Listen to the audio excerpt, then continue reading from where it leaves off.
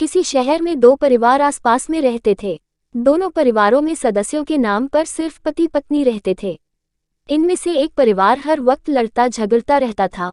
उनकी इन हरकतों की वजह से आसपास के लोग भी परेशान थे, जबकि दूसरा परिवार शांति से रहता था। उनके घर से कभी किसी तरह की लड़ाई की आवाज नहीं आती थी। एक दिन झगड़ालू परिवार की पत्नी ने अपने पति से कहा, अपने पड़ोस में भी पति पत्नी रहते हैं, वे कितने शांत हैं, उनके घर से कभी किसी तरह के विवाद की आवाज नहीं आती। तुम जाओ और देखो कि वे इतने अच्छे तरीके से रहने के लिए क्या करते हैं। पति चुपचाप गया और छुपकर देखने लगा। उसने देखा कि पत्नी हॉल में फर्श पर पोछा लगा रही है। तभी किचन से कुछ आवाज आई और वो किचन में चली गई। तभी पति अपने कमरे से निकलकर बाहर आया तो उसकी ठोकर से हॉल में पानी से भरी बाल्टी का सारा पानी फर्श पर फैल गया। आवाज सुनकर पत्नी किचन से आई तो देखा कि पूरे फर्श पर पानी ही पानी है। वो अपने पति से बोली, यह मेरी गलती है कि मैंने रास्ते से बाल्टी को नहीं हटाया।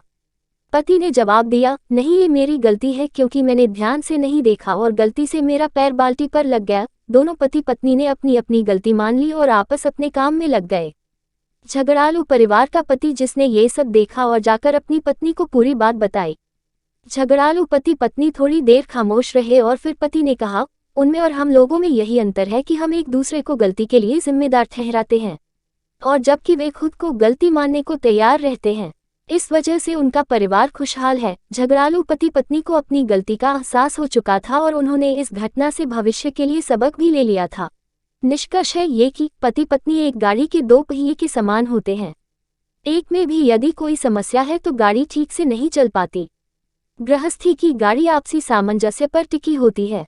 इसमें अगर जरा सा भी ईगो यानी अहंकार आ जाए तो फिर इसे चलाना बहुत कठिन हो जाता है। Like, share and subscribe.